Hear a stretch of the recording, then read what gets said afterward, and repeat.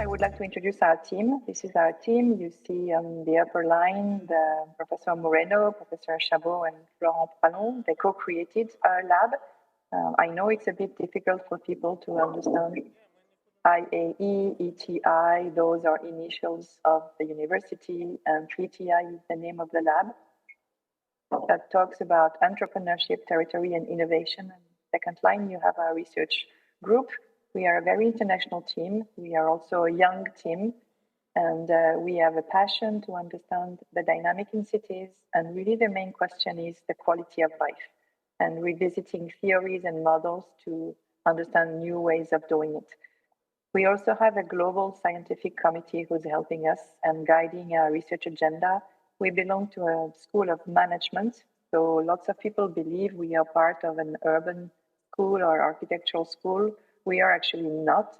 And my own background is in business science and social science, but we have guidance and advices from many scientists from around the world, because the discipline of city planning, city organization, city management requires much more than technical advice such as urban or environmental or transport. It really requires that systemic, holistic vision. That is driving us is this one. What do we want? Where do we want to live, and what kind of life do we want? And those different images show different urban forms, but behind those forms, you have different practices, rituals, behaviors, and that's really what we like to understand. You want me to speak about this concept that is known as the 15-minute city concept, but the overall topic is proximities, and it's high quality of life. Proximity is only a vehicle, it's only an enabling for quality of life. And this has been documented and researched for a long time. Here you see basically the theoretical pathway of all the other scientists coming also from multiple fields, such as Jane Jacobs. Jane Jacobs wasn't an urban planner. She came from social sciences and journalism, same as others. And you also have, obviously, architects, urban planners, and they all joined forces in that understanding that quality of life is really connected to the quality of your neighborhood and of nature and of cities that are planned based on human beings.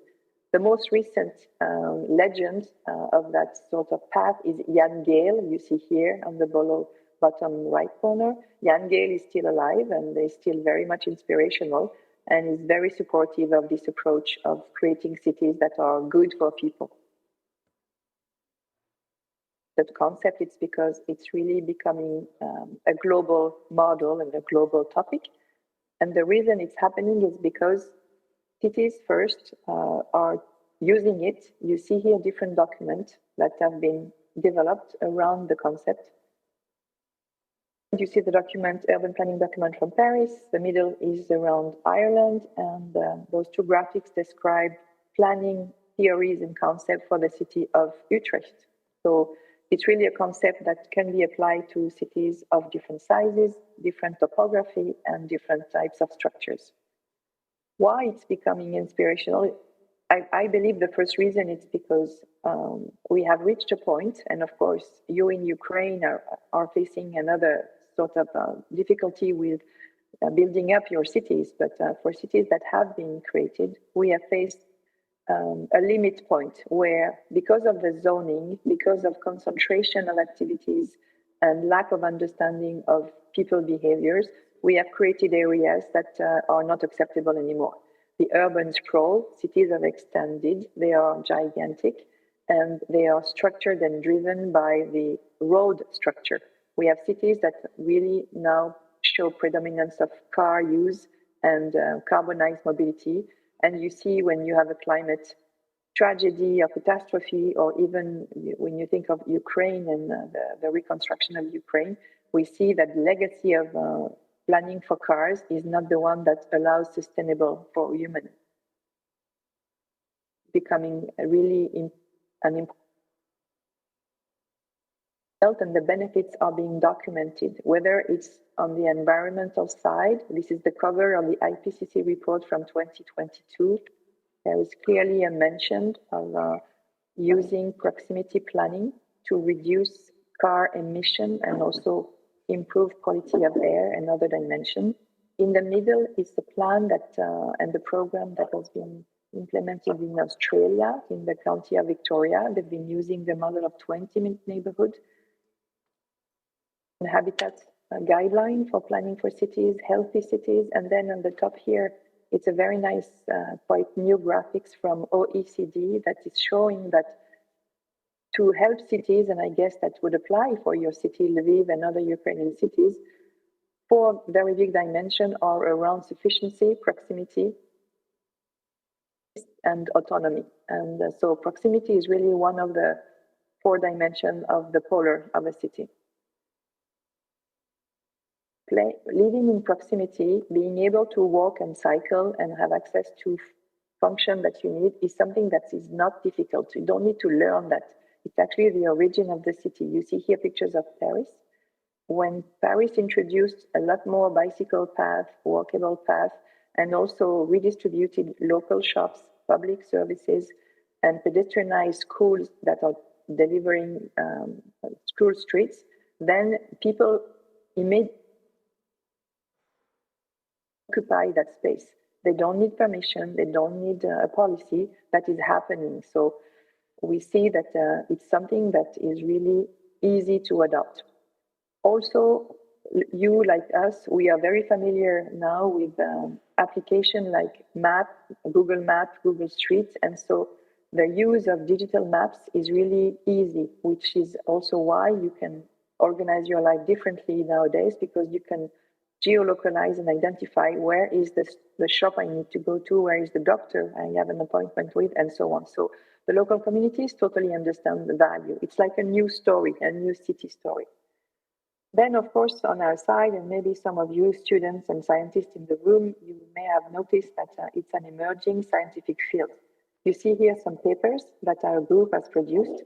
They go from economic papers, looking at the new geography in cities, also environmental paper, categorizing and documenting the benefits on urban health, on biodiversity, on the proportion of green spaces, and the mitigation of heat island effect, but others as well.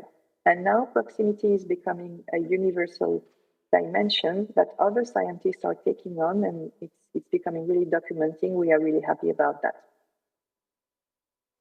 You have heard, like we have, a lot of critics. Maybe you have also seen some fake news and also some people explaining wrong ideas about the concept. And I want to touch on that because we are integrating this as well. Like any new urban theory, it's a model that has people rejecting it or adopting it for different kinds of reasons. You see here, number one, usually an urban planning concept gets criticized and challenged because of people who are on the extreme conspiracy theory side, or they have a political agenda, and that's always happened. That has happened from the very first time urban planners introduced new policies or new ideas.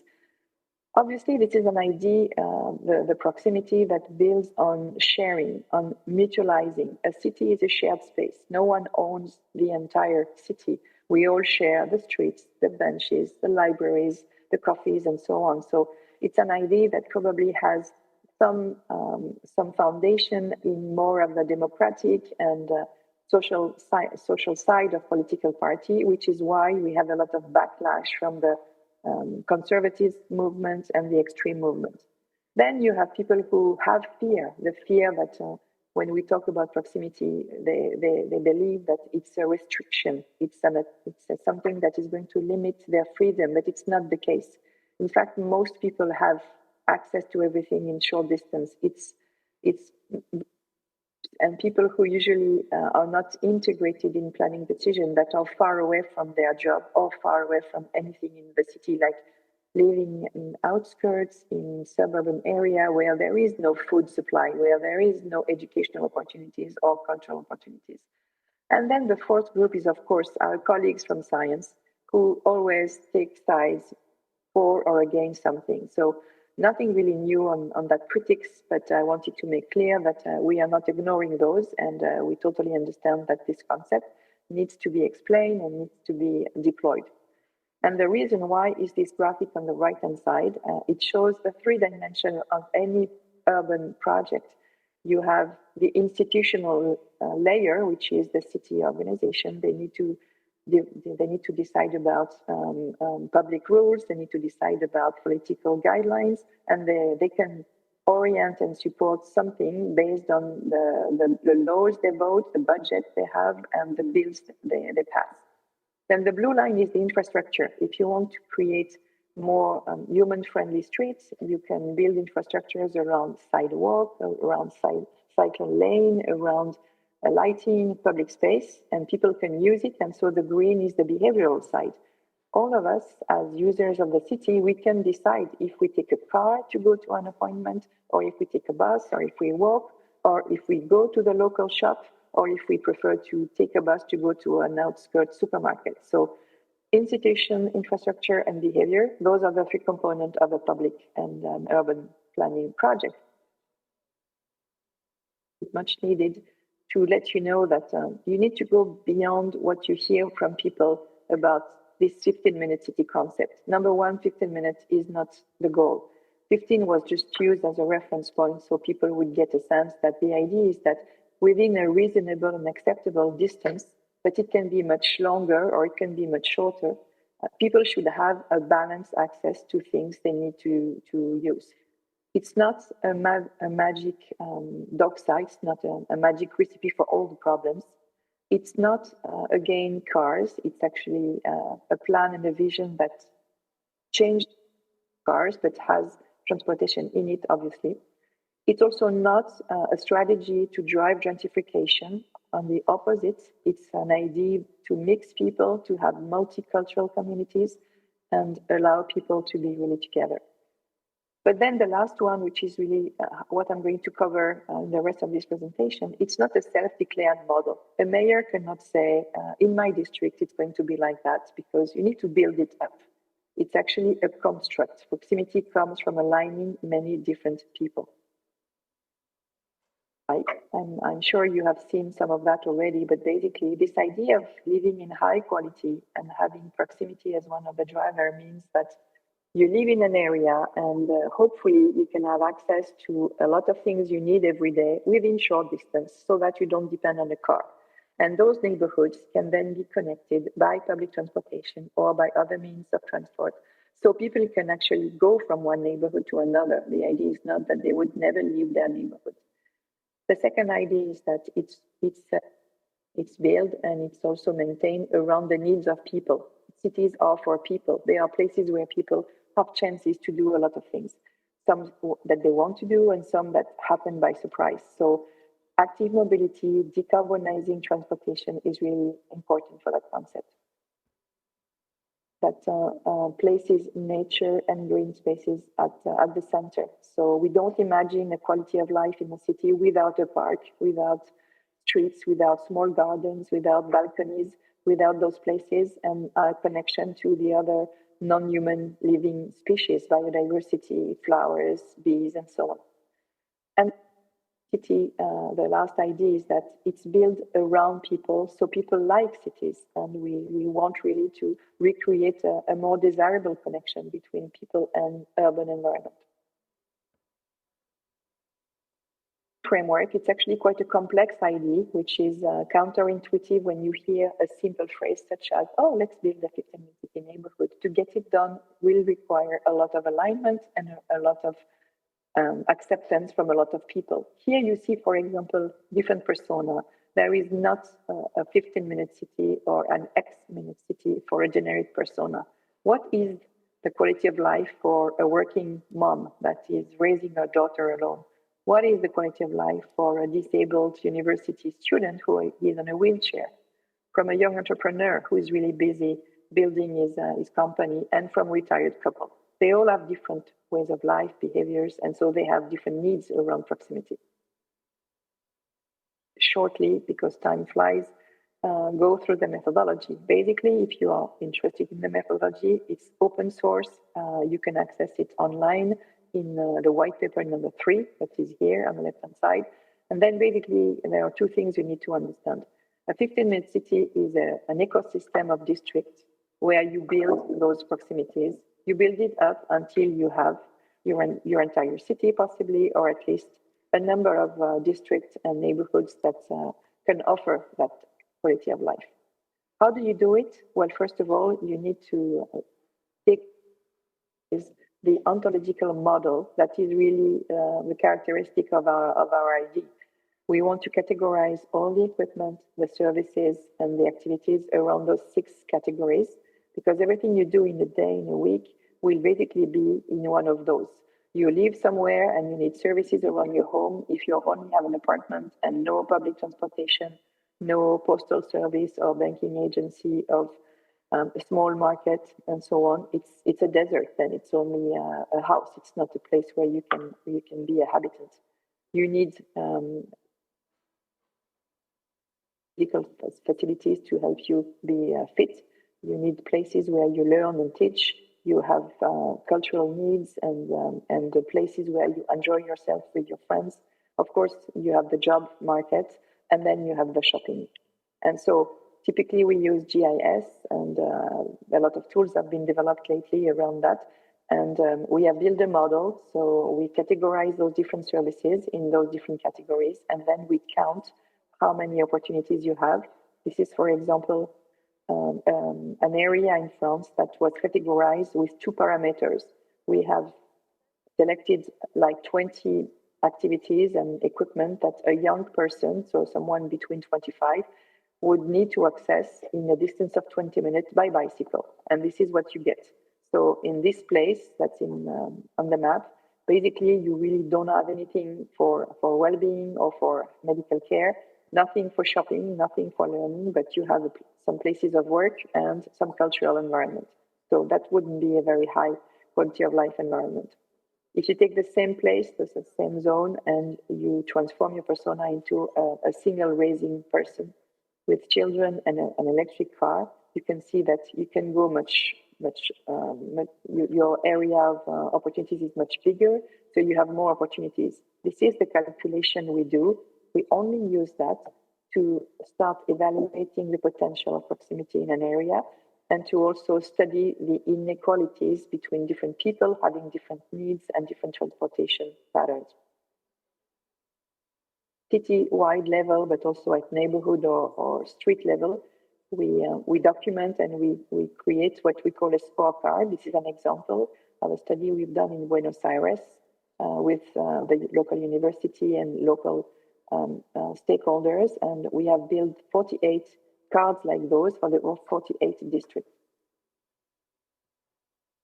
Right here that the design of a city that wants to support proximity cannot be only done by isochrone calculation. There are hundreds of isochrone calculation tools. I'm sure you know some of them possibly. Those are 2 of the recent ones. You can enter your city location and they will tell you how far do you need to go. So I have Vienna on this side and I can't remember the other cities on the right-hand side. But basically what it shows is how far do you need to go to have a bakery, a restaurant, a school, whatever, within a number of kilometers or minutes. That's not what is the only information for developing a proximity-related city. Because the second dimension is in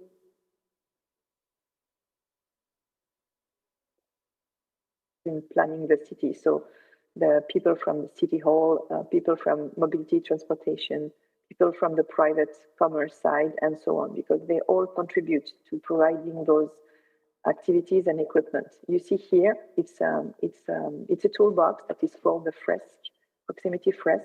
And what we do is we do workshops. Maybe next year, if we do a better job and I can come, we will facilitate a workshop with you, because those workshops allow us to collect information on people's rituals and practices, but they also help them understand how they can live a life that is more local, showing them that they could mutualize some activities, like if you need to take your child to school, you could share the ride with other people, so you mutualize transportation. You can mutualize a place if you want to do some co-working or some joint educational activity. You can also look at time policy. It's a driver for proximity. If you change hours of opening of a shop or public services, then you distribute the transportation and you don't have those high and low on peak of traffic. And then the last one is around really being intentional around your transportation strategy. Any chance you have to switch from driving a car alone to taking a bus, riding a bicycle, or walking, or utilizing that ride is an opportunity for decarbonizing the city and also creating higher quality of life. I'm going to finish with some examples on Paris, because it's true that being a research lab at Sorbonne in Paris, we've been close to the city for a while, for 10 years now, and we've been able to help them implement some of those principles. And maybe you've read or you've seen some images or documentary. It's a significant improvement in the quality of life in Paris. And a couple of points here that are really important for whoever in the room is working at the municipality. The main driver for that transformation over 10 years has been the stewardship of Mayor Anne Hidalgo. She's been endorsing this.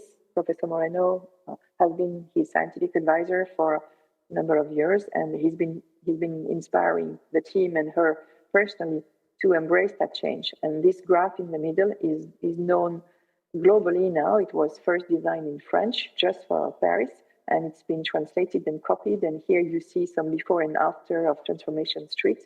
But basically, if you come to Paris, and if you have been to Paris before, you would see dramatic change in the types of streets, in the amount of cycling opportunities, in the air and water, in the life in neighborhoods that are dynamic and vibrant, not only around the working days, but also evenings and weekends. And also, of course, this transformation has been also accelerated by the Olympic Games. And I'm going to talk about that a little bit. Here, I really don't have the time to show it to you. I'll share the link with Irina, and you can have a look at it. There are many documentaries and testimonies of the change in Paris. I want to share 5 pillars of this transformation. The main achievement is that the proximity vision is now integrated in the local urban plan of Paris. So no one can change that. Even though Mayor Hidalgo will no longer be the mayor next year, because she's not running for mayor again, the next mayor, whether is on her political side or not, will not be able to change that pillar, because it's written and documented in the publication. And it's how the development of Paris will be structured over the next couple of years. And as you can see here, although I'm not sure you read French, the city has developed a lot of graphic material and also handbook and easy manual to explain how the life around proximity is being implemented in the different arrondissements or districts. So pillar 1, proximity is now a structure of the urban planning document. Pillar 2, which is one that has been also deployed in many other cities, one of the main aspects of the program is to change the relationship between children and the city, and children and streets. So one of the materialization of this model is around digitalizing and pedestrianizing more than 500 streets that distribute elementary school, so kids can be safe and can enjoy walking to school or using a scooter or a bicycle. So peaceful mobility, which also help them connect with the parents. And if the parents take their children to primary school, elementary school by walking, chances are they will also continue walking to their work or taking public transportation or a bicycle. So this has been really a driver in the switch of mobility from Parisian people to be using more the walk and the bicycle. This is also translated into an urban greening plan in Paris. And again, if you had been visiting Paris some time ago, maybe you may have thought outside of some of the big parks and gardens, the neighborhood themselves were a little bit mineral and dry. Well, now everywhere there is every chances to transform a square, a place, a plaza into some green areas, including a forest. This is actually quite big. It's in the 13th arrondissement, in the 14th arrondissement in Paris, it's one of the new gardens with actually trees. So you bring trees in a density in a neighborhood.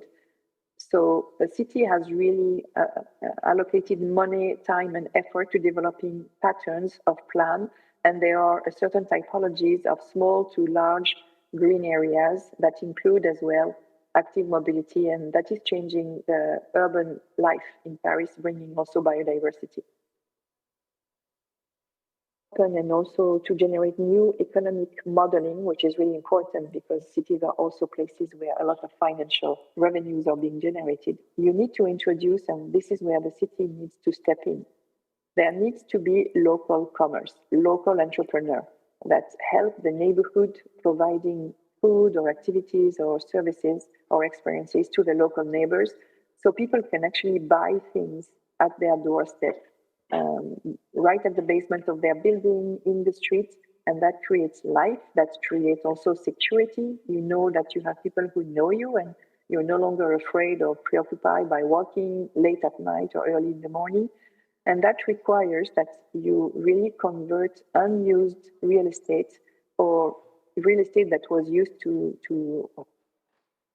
into multi-activity facilities, including homes. So building social houses and building affordable houses right in the city center and in every neighborhood.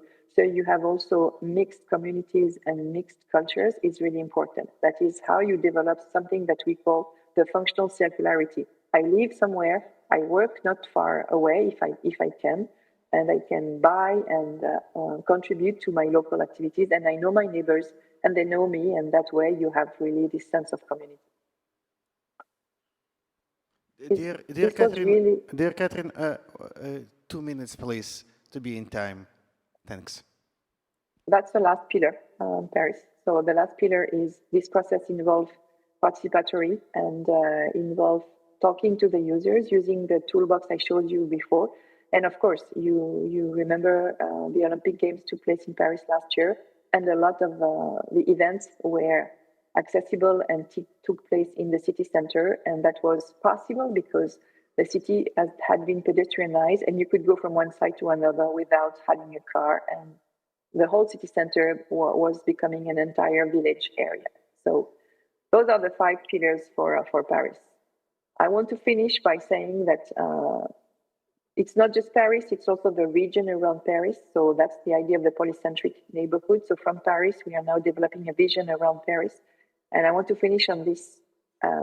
This concept is no longer the Paris concept, the Professor Moreno concept, it's a global concept, which is why we've created a global observatory of sustainable proximities. And for you guys in Ukraine, we are developing tools. We would be happy to share them with you, to teach you, to train you to use them. We also have colleagues from different universities who can be associated with that. And so we develop this for common good and for radically changing the way we live in cities so we have a higher quality of life. Thank you very much. Thank you, Catherine. Hope you hear this applause to you. Yes, thank you. As a moderator, I have a right to ask the first question. And я попрошу аудиторію підготувати одне, максимум 2 питання. Перше питання буде від мене і ще чекатиму від вас. Catherine, do you hear me? So, my question is, so do you feel or do you calculate or do you have some indicators which shows the reduce in traffic demand and level of traffic or maybe mobility changes in mobility behavior after implementing of your measures? So do you have it and maybe percentage level or etc.? Thanks. And they would be different in different cities because there are more than hundreds of cities that are using this model. So in Paris, we know that air quality has jumped 50%. So the air you breathe in Paris is half time better high quality than it was before because you have less cars. The group of scientists that belong to the IPCC, you know, the International Environmental Community, is actually telling that on average, you can reduce by 15% the overall car traffic in cities if you develop walkability and cyclability. So that's for traffic reduction, which then can be monetized into emission, how many emission you don't produce if you have less cars. In terms of demanding, it's about changing behaviors. And we see that in Paris, when you created more than 5,000 kilometers of cyclable lanes, we are measuring the number of bicycles, like they do in the Netherlands or in Sweden or in Denmark. And it's several thousands of people every day that are on bicycle. And we are looking at doing this as well in other cities to really shift the traffic. So the measures are in three categories, but we also have multi indicators and scores dashboards. But basically, remember I talked about the well-being. So measures regarding health are really important. Then you have the measures regarding social activity. Are people isolated? Are they alone? Are they engaged in the community? So you can measure that. And then you have environmental measure, and those measures they track the percentage of new biodiversity, the percentage of green, the impact on heat effect island. So there are all kinds of measures, and you can find them on this website. Global Observatory of Sustainable Proximities is collecting case studies and evaluation scores. Thanks, Catherine.